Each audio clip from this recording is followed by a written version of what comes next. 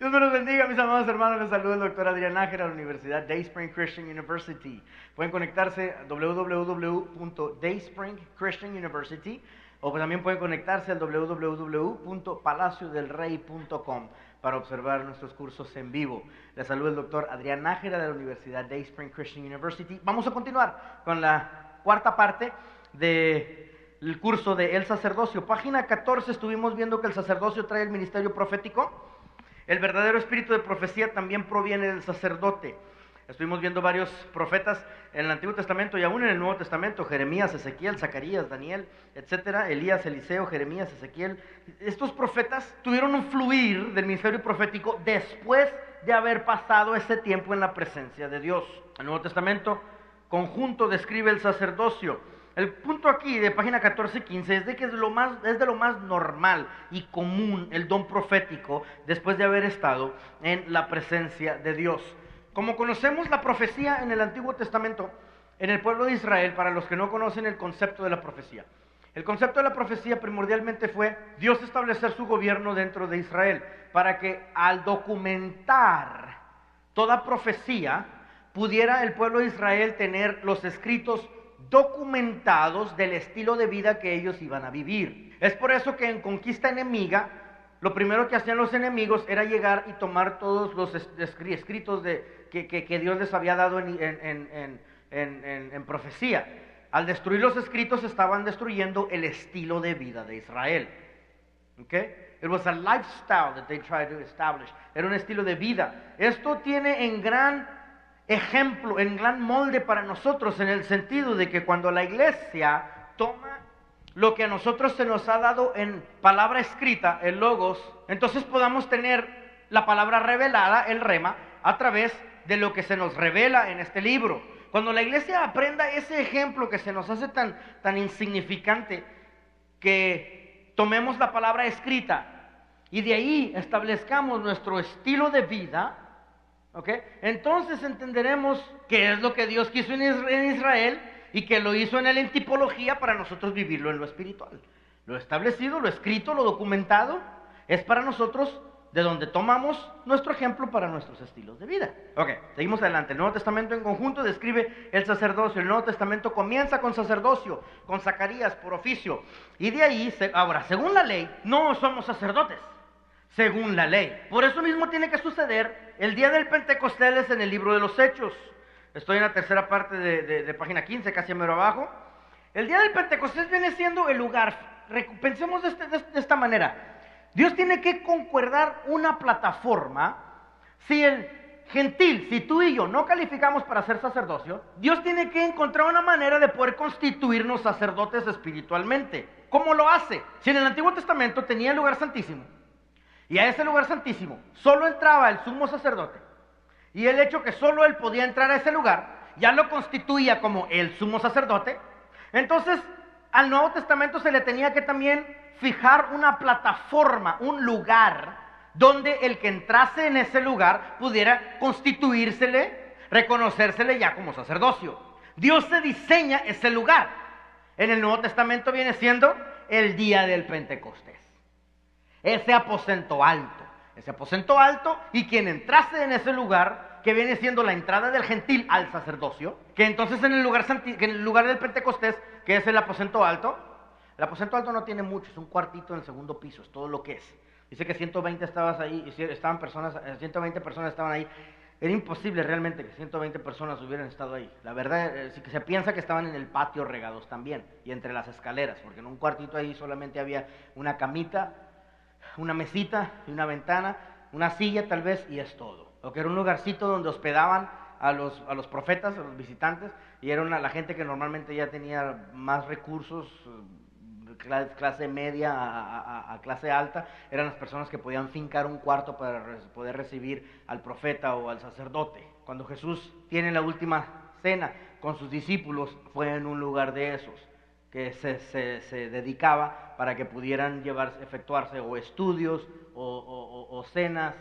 Este es un aposento alto. O también ahí se hospedaba el profeta de Dios, que para la familia era un gozo poder hospedarlo ahí en esa localidad. Ese es el aposento alto, es todo lo que era. Un cuarto en la porción alta, 120 no pudieron haber cabido. Así que esto nos hace ver, ¿por qué estoy diciendo esto? Simplemente esto nos hace ver que el lugar no era ni tan fancy, ni tan elegante, ni con tanta apariencia cosmética como para que la presencia de Dios lo visitara. Así que el lugar realmente se convierte, los que están ahí son el lugar.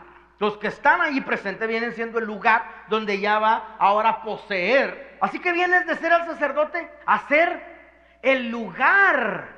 Porque de ahí en adelante ya no hay lugares. De ahí en adelante andas ambulante por toda la tierra. ¿Y cuál es el lugar donde el sacerdote entra? Tú mismo. Tú vienes siendo ese lugar donde Dios entonces ya va a morar. Página 16. ¿Qué es ahora el lugar santísimo? Nuestro espíritu regenerado y habitado por el Señor. Juan habla del lugar santísimo. Vio visiones de la iglesia en el lugar santísimo. Dios solo revela su presencia en el lugar santísimo. Si Dios solo revela al sacerdote en el lugar santísimo y en el aposento alto, entonces es nuestra responsabilidad estar en ese lugar donde Dios va a hablar. El recobro del Señor se lleva a cabo mediante el sacerdocio. Adán y Eva recobra el sacerdocio con Abel, ya hablamos de esa porción. Capítulo 3, la relación que existe entre el sacerdocio, el reinado y el misterio profético. Primero está el sacerdocio, segundo viene el reinado, y tercero debemos anhelar el don profético, los tres ministerios principales de la economía de Dios. El primero habla sobre Génesis capítulo 1, versículo 26 al 28, el primer párrafo. Hagamos al hombre a nuestra imagen. Estamos viendo aquí la imagen de Dios es una imagen de jurisdicción. La imagen de Dios es una imagen de potencia. La imagen de Dios es una imagen de soberanía. La imagen de Dios es una imagen de justicia. Por lo tanto, es importante y va en congruencia con que el sacerdocio sea diseñado a la imagen de Dios. Mas nosotros somos un linaje escogido, real sacerdocio. Tercer párrafo, e hizo de nosotros un reino, sacerdotes para su Dios. Apocalipsis 26, bienaventurado y santo el que tiene parte en la primera resurrección, la segunda muerte no tiene potestad sobre estos, sino que serán sacerdotes de Dios. El cuarto párrafo, 1 Corintios 14:1, nos está dando una introducción a la profecía, al ministerio profético dentro del sacerdocio. Colosenses 3:10, y os vistáis del nuevo hombre, creado según Dios y vestido de nuevo, el cual conforme a la imagen del que lo creó, se va renovando hasta el conocimiento pleno. Dos ministerios básicos. Los dos ministerios básicos primordialmente vienen siendo primordial, el sacerdocio y el reinado. A eso se les conoce como los ministerios básicos. Página 19, mero arriba. Y el ministerio profético viene siendo ayuda al sacerdocio y al reinado. Ahora tenemos una relación entre el sacerdocio y el reinado. El sacerdocio viene estando diseñado a la imagen de Dios. El sacerdocio es la imagen de Dios. Pero el reinado ya viene siendo entonces la autoridad que trae que fue diseñado a la imagen de Dios. Por naturaleza somos reyes y sacerdotes, ¿ok? Pero anhelamos la profecía, el ministerio profético que nosotros debemos de estar efectuando por normatividad, por algo común, solo por haber estado en la presencia de Dios. El ministerio profético es de lo más normal para nosotros. Ahora, el ministerio profético, aunque es algo que anhelamos, es algo que nos sirve en esta tierra para el establecimiento de nuestras vidas y porque Dios quiere correr su organización. Vuelvo a repetir, el ministerio profético que tanto debemos de anhelar es para el establecimiento de nuestros estilos de vida y porque Dios quiere correr su organización, pero no se observa en ningún momento el ministerio profético en la eternidad. No se encuentra ahí arriba el ministerio profético. Tenemos ahí arriba el sacerdocio y tenemos ahí arriba el reinado. Pero el ministerio profético es algo temporal que solo sucede mientras estamos en esta tierra. ¿Qué es entonces la profecía? La profecía entonces viene siendo esa comunicación entre Dios y lo creado para poder correr su organización en esta tierra. Se ha dicho que la iglesia no puede sostenerse y crecer a la madurez sin lo profético, porque es Dios hablándole a su propia creación. ¿Ya estamos entendiendo, verdad? ¿Quién diseñaría una organización y la abandonaría después de haberla diseñado? Nadie. Dios no va a hacer eso tampoco. Él diseñó organización y Él tiene que continuar comunicándose con su organización para poder darle instrucciones cómo se lleva a cabo el estilo de vida que Él quiere que ellos lleven. No es algo sobrenatural esto del ministerio profético. Es simplemente una habilidad que Dios da a la persona para que lleve a cabo su mensaje. Viéndolo desde ese punto de vista, no tiene nada de exuberante o de psicodélico.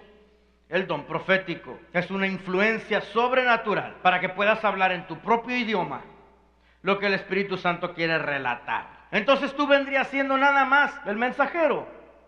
Y no puedes dar cartas si Dios no ha escrito carta. Ay, como hay muchas definiciones de profecía, 12, como hay 12 maneras en que Dios profetiza, ¿sí? Dios te puede utilizar para dar un mensaje que para ti no tiene ningún simbolismo.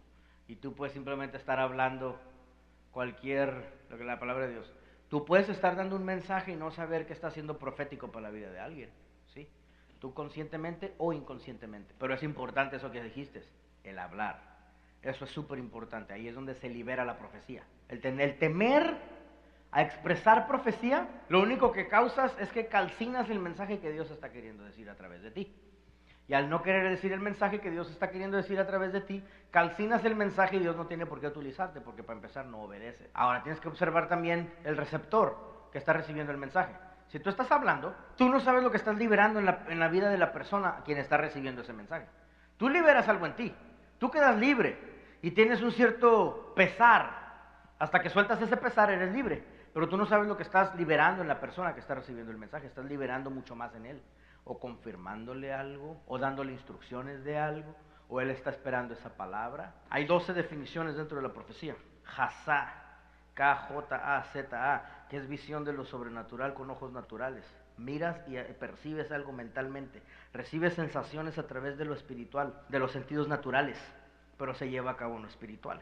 ¿Okay? Esa es una de las definiciones. Jazón, K-J-A-Z-O-N, que es visiones o revelaciones ya escritas en la Biblia. Es por eso que Dios le daba instrucciones al pueblo de Israel para que las escribiera, porque esas visiones, cuando se las daba al pueblo de Israel, se las daba a través de revelación nocturna, se las daba a través de visiones, se las daba a través de sueños. Ellos tenían que documentar todo, por eso es imposible que tú documentes todo lo que se te está poniendo enfrente, para que tú establezcas un estilo de vida y no te tropieces cuando alguien viene a decirte algo, porque tú tienes algo documentado en que basarte. Ra viene siendo se oye, se ve y se da a luz. Son 3 experiencias sobrenaturales. Tú escuchas algo, ves algo que compagina con lo que tú escuchaste y de repente se logra dar a luz. 2 percepciones sensoriales están involucradas en ese sentido. Roé es el vidente, es el profeta. Aquí el énfasis recae sobre el medio que recibe la revelación. Hay 12 definiciones etimológicas de la profecía, hay un montón. El punto que estoy diciendo aquí es, Dios en veces utiliza percepción sensorial, Dios en veces utiliza un bloque. Puedes estar en alguna iglesia ministrando y Dios te dice, vete para afuera, está un ladrillo, mételo y se lo das al pastor. Sales para afuera, agarras un ladrillo, se lo das al pastor, el pastor se suelta llorando. Tú le dices, ¿qué está pasando? Él te dice, es que yo estaba esperando una confirmación así porque estaba esperando de parte de Dios si debemos de construir o si debemos de comprar un templo ya hecho.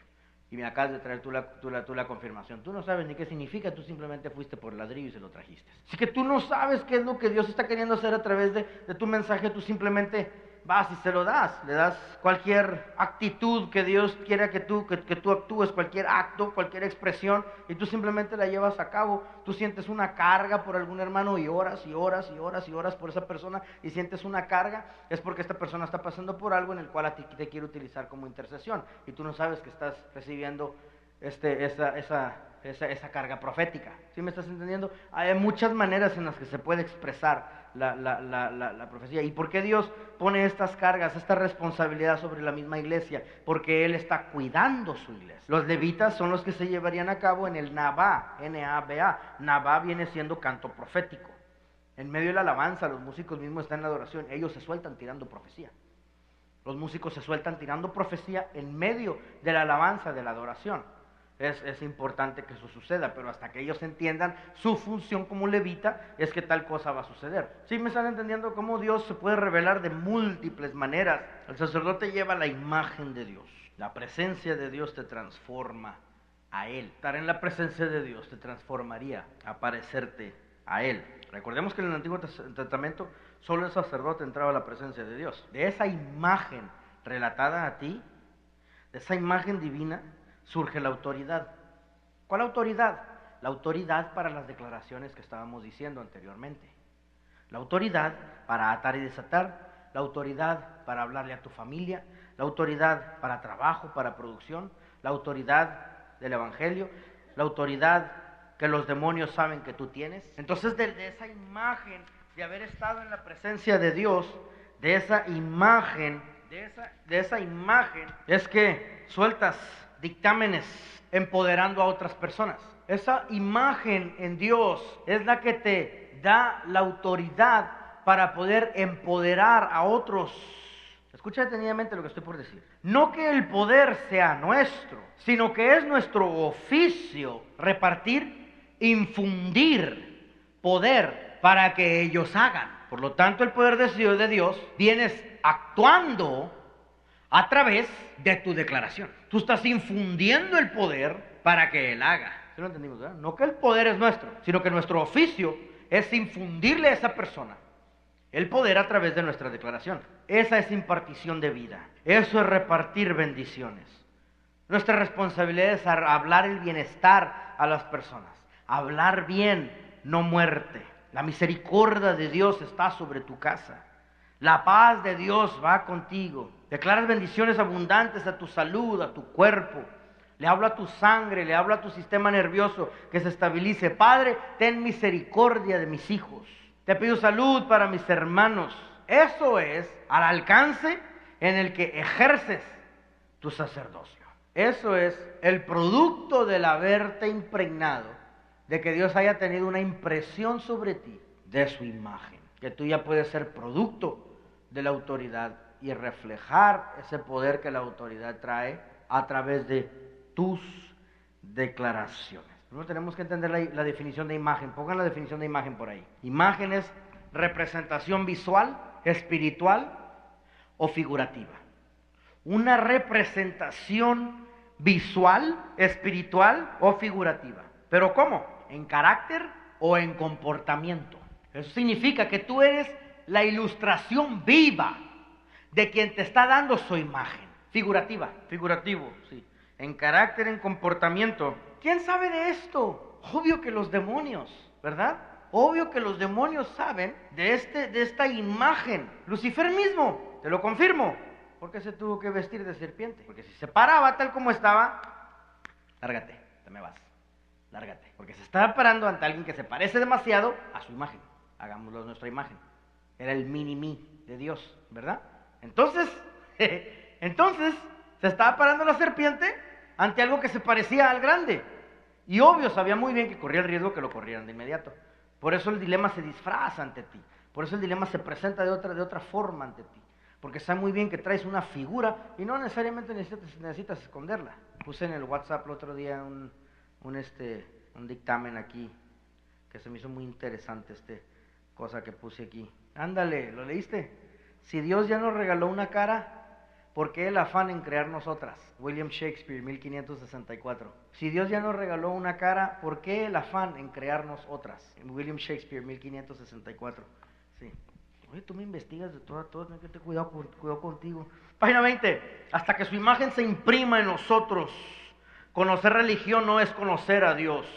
El resultado de conocer religión, simplemente vamos a terminar en diferencias de opinión. Es de lo que nos habla ese primero y segundo párrafo. Sin embargo, Dios trae un recobro. El recobro del Señor consiste en rescatarnos de las opiniones, de los conceptos, de los métodos y de las palabras humanas. La letra mata, pero su presencia da vida. Nuestra responsabilidad entonces es la consagración, porque esa consagración traería renuncia al pecado. En su presencia nuestra crianza y formación cesan, terminan y nos transforman a su imagen. La autoridad del reinado proviene del sacerdocio. Vámonos hasta más abajo. Apóstoles en el día del Pentecostés es donde viene el verdadero sacerdocio, donde viene la autoridad divina. Mira esto, muy interesante. Eran humildes pescadores automáticamente ascendidos a real sacerdocio. Eran realeza automáticamente. Pero ¿qué es reinado? Página 21. Es gobierno. Por lo tanto, los ancianos de la iglesia primero tienen que ser sacerdocio. Eso les permitirá ser reinado. Que la mesa directiva que vienen siendo los ancianos de la iglesia, no lo sugieres. Los sugieres vienen siendo los dones de servicio. Pero la mesa directiva realmente está cubierta por los ancianos de la iglesia. Los ancianos de la iglesia son los que verdaderamente pastorean la congregación. Al pastor no se le delega. pastorear la congregación. El pastor está diseñado para pastorear la organización. Pregúntale al IRS bajo la enmienda 501C3 y ellos saben muy bien bajo la cual está establecida una iglesia. Y eso es lo que dice el acta constitutiva de los artículos de incorporación del artículo 501C3 de la enmienda de la Constitución de los Estados Unidos. Es lo que dice la enmienda de religión. El pastor está diseñado como presidente de la organización para pastorear la congregación. El pastor no anda metido en los chismes de los miembros, esa es la mesa directiva. Esos son los diáconos, esos son los ancianos. Hasta que la mesa directiva aprenda sacerdocio, que vienen siendo los ancianos de la iglesia, entonces tendrán la capacidad de gobernar teocráticamente a la organización, pastorear apropiadamente a la congregación. El pastor está diseñado y es para gobernar, para pastorear a la organización en general. Pero los que pastorean uno a uno, la membresía, vienen siendo los ancianos. Esos ancianos tienen que primero ser sacerdocio. Y luego se les permitirá ser reinado. ¿Qué es reinado? Entonces se les permitirá ser el gobierno de la iglesia. No ejercemos autoridad por conocimiento, es lo que dice el página 21 número arriba. No ejercemos autoridad por posición, no ejercemos autoridad por educación, no ejercemos autoridad ni por edad, ni por señorío, ni por menos por señorío eclesiástico. Lo único que eso causa, disculpen la palabra, se escucha bien grosera, bajo señorío eclesiástico lo único que causamos es que nos hacemos mañosos. Por eso está el sistema de votaciones. Corporativamente, en conjunto la autoridad de la iglesia se deriva, nace. En conjunto, corporativamente, la autoridad de la iglesia se deriva y nace de la imagen de Dios mismo. Porque solo en su presencia puede la iglesia obtener el elemento. Solo en su presencia puede la gobernación, que es el reinado, obtener el elemento para gobernarse a sí mismo y para gobernar todo su entorno. Ok, la función de los profetas es restaurar el sacerdocio y el reinado. Elías profetizó porque los sacerdotes no había, los reyes se habían corrompido. Un concepto degradado es el deseo de escuchar a un gran profeta. Es un concepto muy degradado, así le llama aquí, casi el penúltimo párrafo. Un profeta muy degradado, un concepto muy degradado en el que la iglesia ha caído. Un error es en querer pasársela escuchando profetas. Lo que está sucediendo es de que te tropiezas varias veces. El conseguir primero el profeta en vez de querer que una persona sea sacerdocio. Porque te tropezas número uno con el profeta por en sí mismo, en su persona, o te cae bien o te cae mal. O te gusta su estilo, me gusta este profeta porque me cae bien y me gusta su estilo. Y este otro no me gusta porque no me gusta su estilo. Para empezar, si miran los profetas de la Biblia, no tienen tal cosa como estilo. Dios los mandaba a dar profecía en cada uno, en cada circunstancia, en cada vivencia era totalmente diferente para que no cayeran en un estilo. Entonces no hay tal cosa como un estilo, te tropiezas con el profeta. Y aparte de tropezarte con el profeta, te tropiezas con la profecía. Y mezclas lo almático, o te cae bien o no te cae bien. Y Dios te empieza a utilizar a ti en la profecía y te mandan a predicar en algún lugar. Y el que está como pastor de esa congregación, si te cae bien le vas a dar buena profecía, si te cae mal pues le vas a dar palo. Y te tropiezas con el mensaje. ¿Amén? Es un concepto degradado. Mira lo que dice el último párrafo. Si todos fuésemos verdaderos sacerdotes y reyes, hablando sacerdote en cuanto a estar en la presencia de Dios, hablando reyes en cuanto a que hemos aprendido gobierno, ¿ok? No se necesitarían predicadores como hoy. Solo porque predicamos no significa el estilo de vida con consagración del sacerdocio. Predicar cualquiera, ¿verdad? Porque definición de predicar la busqué, a ver qué es lo que decía. Decía pronunciar un sermón o un discurso. Esto es lo que es predicar. O presentar ideas para dar consejos. Dar consejos hasta mi abuelita y todos eran malos. La sociedad busca a alguien que les ministre desde el interior. Ese alguien a que ha estado y acaba de estar en la presencia de Dios. Página 22, el tercer párrafo, te da una diferencia entre lo que hace el profeta y lo que hace el sacerdote. El profeta te va a dar dictámenes en tipo como un consejero. Hermano, debes confesar tus faltas a tu esposa y humillarte. Además debes amarla. ¿Están todos conmigo? Segundo párrafo. Pero miren el tercer párrafo. Pero, ¿en qué consiste el ministerio del sacerdote? Si yo fuera sacerdote, tomara a este hermano sobre mis hombros. Sabemos que el sumo sacerdote llevaba los nombres de todas las tribus de Israel sobre sus hombros y su pecho. Y permanecería en la presencia del Señor, orando por él sin cesar. Después visitarla, no para enseñarle, instruirle, censurarlo ni reprenderlo, sino para impartirle la vida del sacerdocio. En otras palabras, el sacerdote abraza, el sacerdote comprende, el sacerdote consuela. Hermoso, ¿no? Más enseñanzas divinas. El resto de este capítulo, el resto de esta página nos habla más enseñanzas divinas, menos dones. Porque los dones Y en página 23 te lo confunde, te lo confirma. Porque los dones, lo que han hecho es permitir que a la gente se le suba a la cabeza sus funciones y terminan confundidos dentro de ellos mismos. El vasto conocimiento de los dones, desde el siglo XIV en adelante, finales de página 22, desde el siglo XIV en adelante, el vasto conocimiento que tenemos ahora, de tantos dones que han existido, de tantos dones que tenemos, tú me lo enseñaste, Gavirio, ¿no? Tantos dones que tenemos hoy en día, lo único que hemos hecho es que los dones nos han dividido. Página 24, capítulo 4. El sacerdocio y el reinado se ejercen para el edificio de Dios. El doble ministerio del renuevo. Este capítulo está hermosísimo, te vas a gozar con este capítulo. Cristo es el renuevo. A Cristo se le habla como el renuevo de David en su humanidad. Eso lo vamos a cubrir en el libro de Lucas, este semestre que cubramos el libro de Lucas. Sabemos que también Jesucristo viene a ser el renuevo de Dios en su divinidad. El templo sí tiene que ser edificado. Se edifica a través de la profecía, pero solo alcanzas profecía a través de haber logrado el sacerdocio y el reinado. Sacerdocio por estar en su presencia. Reinado, porque ahí es donde te enseña cómo gobernarte y cómo gobernar tu entorno. Y luego, profecía, porque ya de profecía, ¿para qué sirve? Edificar, exhortar y consolar. ¿Edifica para qué? Para que nosotros se renueva el sacerdocio y el reinado. Ahora, muy interesante que hace el autor, tal vez estaba desesperado por ejemplos o no sé, pero aquí en esta página al final empieza a dar una mezcla que en China existe una fruta que se llama híbrido. Y no se le ha dado nombre porque es una mezcla entre manzana y durazno, no se sabe qué es. Hicieron una mezcla, pues salió una fruta que es mezclada entre esas dos y se le llama el híbrido. Todavía hay nombre no hay nombre para esa fruta. Esta tipología la utiliza el autor para decir que nosotros debemos de ser un híbrido de humanidad, divinidad, de la vida espiritual con nuestra vida natural. Vivimos naturalmente, sobrenaturalmente, sobrenaturalmente, naturalmente. Página 25. Menciones de la edificación del templo. Josué y edificación del templo, lo menciona ahí. Josué, el sumo sacerdote, se relacionaba con la edificación del templo. Josué, como sumo sacerdote, se relacionaba con la edificación del templo, igual que Cristo. Zacarías, en los tiempos de Zorobabel, gobernador de Judá, se mencionan esas dos palabras. Se menciona el gobernador, como también se mencionaba el sacerdote.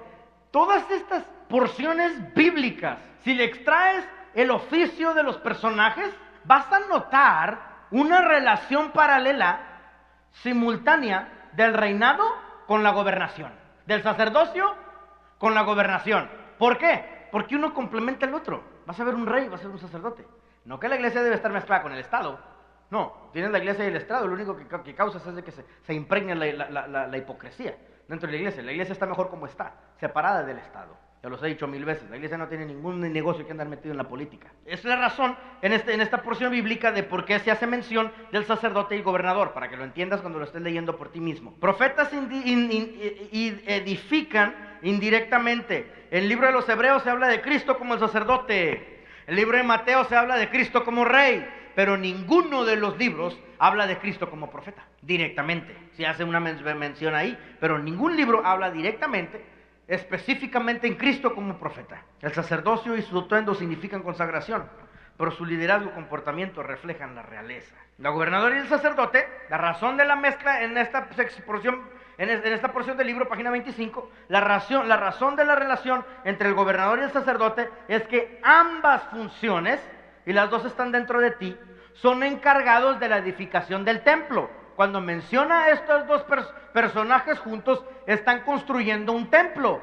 No es casualidad que a ti se te da real sacerdocio, los personajes de ambos, y que eso te sirve a ti para edificación del templo. Al profeta simplemente se le llama para auxiliarlos, pero el profeta tiene una tendencia a ser algo abrupto, algo grosero. Por eso el profeta tiene que trabajar muy cercanamente con el sacerdote. ¿Por qué? Siempre está del lado de Dios. Acostúmbrate a eso. Dios empieza a darte profecía, Dios empieza a traer algo de profecía en tu vida, tienes que tener un dominio propio. Poder pasar por un sacerdocio y poder tener comportamiento de realeza, dominio propio, para poder saber manejar la profecía. ¿Por qué? Porque la profecía en ti te pone cierta carga, te perturba, te molesta hasta que la llevas a cabo. El profeta va a decir, no pastor, pero es que es así, porque recuerda que el profeta está del lado de Dios, es así, y el pastor, no, sí, pero no podemos tirársela así, porque mira, se me van los Cifuentes, y por esta puerta salen los Ramírez, y por esta puerta salen los Rodríguez, y pues nos quedamos sin nada, no podemos decirlo de esta manera, tenemos que así suavizarlo, llegar a ellos y decirles que... Página 26, pongan esta definición por favor. Herencia, derecho por patrimonio.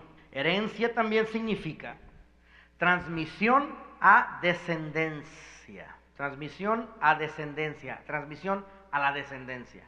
¿Qué se hereda? Rasgos, ideas, circunstancias, genética. Ahí en genética, si estás tomando nota, pon ahí en paréntesis. Genética viene siendo carácter. Privilegios, bienes, honra. Una vez más, se hereda rasgos, ideas, circunstancias, genética, y genética, pon en paréntesis por ahí, carácter. Privilegios, bienes, honra.